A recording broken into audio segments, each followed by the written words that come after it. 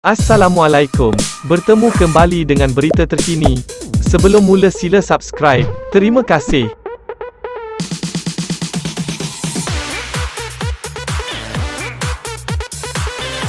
UMNO baru-baru ini memutuskan untuk menamakan naib presidennya Ismail Sabri Yaakob untuk terus menjadi Perdana Menteri sekiranya berjaya memperoleh majoriti dalam pilihan raya umum ke-15.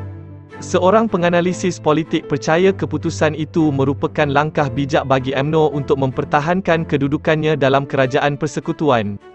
Termasuk sekiranya kekurangan ahli parlimen untuk membentuk kerajaan sendiri.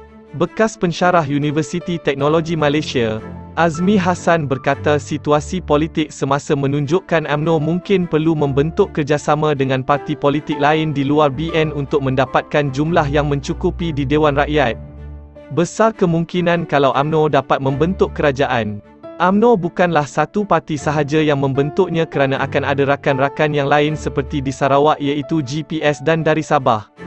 Dan di Semenanjung juga, kalau dilihat Ismail Sabri boleh diterima semua peringkat atau semua parti.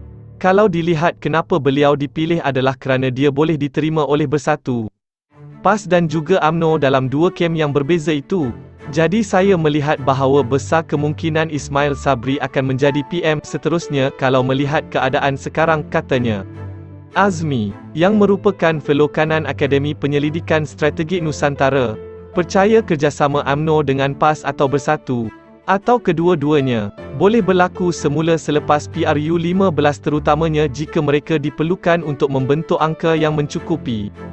Kemarin, Setiausaha Agong UMNO, Ahmad Maslan mengumumkan keputusan Majlis Tertinggi parti itu untuk mencadangkan Ismail Sabri sebagai calon Perdana Menteri pada pilihan raya umum akan datang.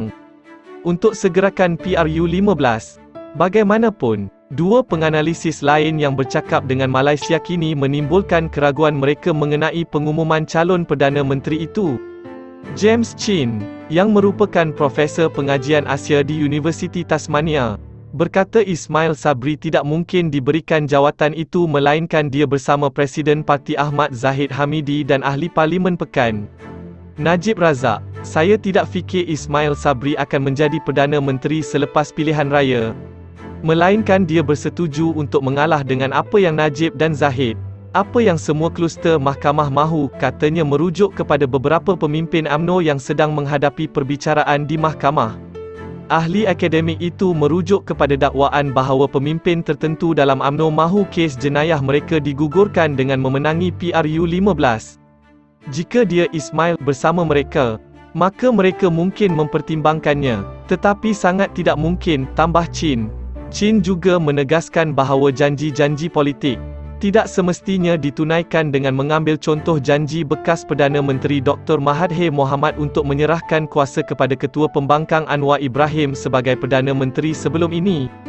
Menurut fellow kanan Institut Hal Ehwal Antarabangsa Singapura OASAN, dia percaya sebab utama kepimpinan UMNO menamakan Ismail adalah agar dia menyegerakan PRU 15. Dia juga percaya apa yang berlaku selepas pilihan raya negeri Johor pada Mac lalu boleh berulang semula pada PRU 15. Mereka berkemungkinan meniru saga Menteri Besar Johor di peringkat nasional. Walaupun alasannya mungkin sama atau tidak, perkara utama adalah untuk mengasak dia supaya mempercepatkan pilihan raya, katanya.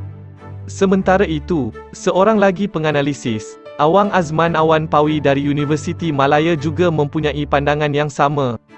Katanya, walaupun UMNO boleh menamakan calonnya untuk jawatan Perdana Menteri, namun kata putus terletak pada yang di-Pertuan Agong. UMNO boleh cadang nama sesiapa sahaja jadi PM, namun kuasa melantik terletak kepada kuasa budi bicara yang di-Pertuan Agong, katanya.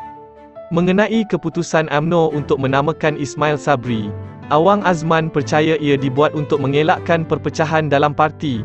Ini, tegasnya, penting dalam menentukan sama ada UMNO memenangi pilihan raya umum akan datang atau sebaliknya.